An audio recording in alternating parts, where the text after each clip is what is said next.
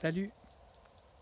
Alors, j'ai de la gratitude pour Oscar, ce chêne là qui me permet d'être installé dans ce petit hamac en apesanteur. J'ai de la gratitude pour les nouvelles rencontres du jour et pour le plaisir que je ressens d'être en week-end. Et là, j'avais une idée qui m'est venue tout à l'heure en plongeant dans cette petite forêt du bois de l'Utopie. J'ai été vraiment surpris par la diversité des chants d'oiseaux que j'ai entendus et je voulais vous parler de ça, du langage des oiseaux.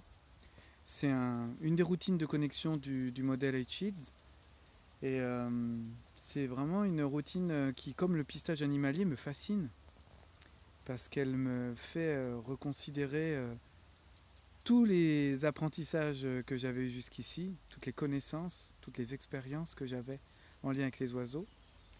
Et elle me reconnecte aussi à quelque chose d'un peu plus profond. Donc le langage des oiseaux, comment le dire simplement, c'est ni plus ni moins être très à l'écoute et, et à la fois très sensible au chant des oiseaux. Non pas à essayer de les identifier, qui chantent, pourquoi, etc. Mais d'essayer d'en comprendre l'intention. Est-ce que c'est un chant qui est juste un chant de contact qui permet aux oiseaux de rester en lien, un chant un peu pour dire si tout va bien?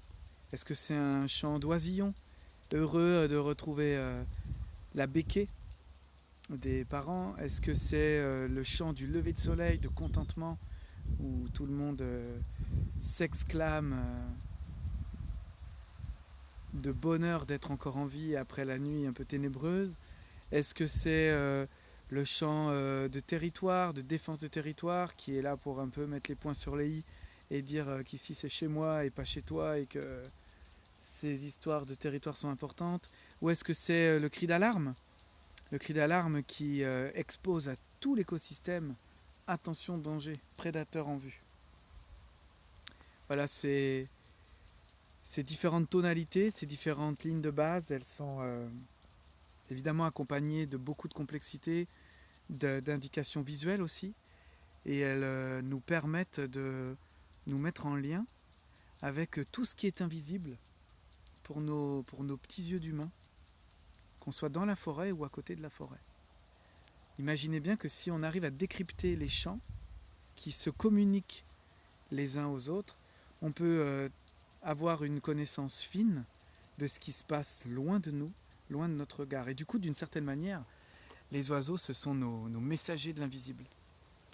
Et j'ai entendu dire une fois, et ça m'a fasciné, que tous ces messages invisibles, il fut un temps où nos ancêtres étaient très aguerris avec ça. Ils comprenaient le langage des oiseaux.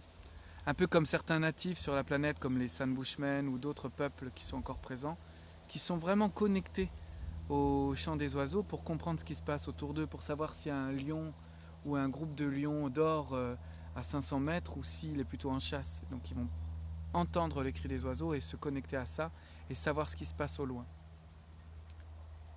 Et à partir du moment où on s'est un peu éloigné du vivant sauvage, notre culture de la modernité, on n'a plus de connexion forte avec l'invisible, et c'est là que seraient nées les religions, qui nous reconnectent à quelque chose, qui nous relient ensemble vers quelque chose d'invisible qui nous dépasse. Donc c'est une hypothèse, bien sûr, j'en ai pas la preuve, mais j'avais trouvé ça très beau.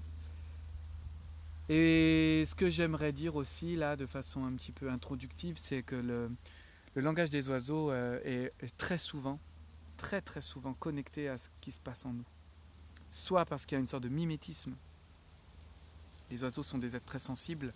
Quand je dis les oiseaux, le langage des oiseaux, il faut l'entendre sur le chant des petits passereaux, des passereaux qui se nourrissent au sol notamment, qui se mettent en danger pour se nourrir. Il ne s'agit pas des chants de corvidés ou des chants de rapaces qui sont des oiseaux un peu particuliers. Et imaginez que quand vous êtes pas bien, ou un peu, vous dégagez un impact, une vibration, à laquelle les oiseaux sont connectés. Et très souvent, quand il m'arrive d'aller à mon site spot et que je suis brassé, les lignes de base sont plus les mêmes. De la même manière où quand j'ai beaucoup d'enthousiasme, que je rentre un peu trop content dans la forêt, les lignes de base des oiseaux sont perturbées et j'ai un impact beaucoup plus grand. Donc d'une certaine manière, quand je me reconnecte à ce langage des oiseaux, je me reconnecte aussi à ce qui se passe à l'intérieur de moi. Voilà. C'est tout pour aujourd'hui. Je vais continuer mon petit moment de quiétude sous Oscar et je vous dis à bientôt.